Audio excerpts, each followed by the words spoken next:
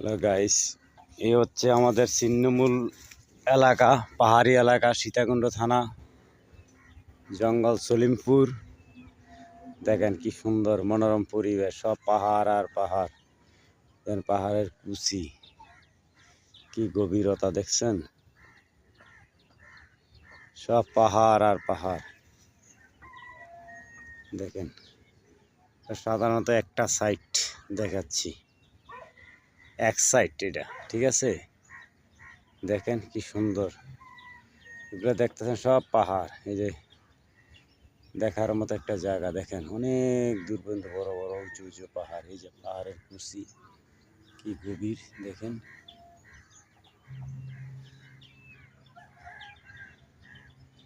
দেখার মতো একটা জায়গা।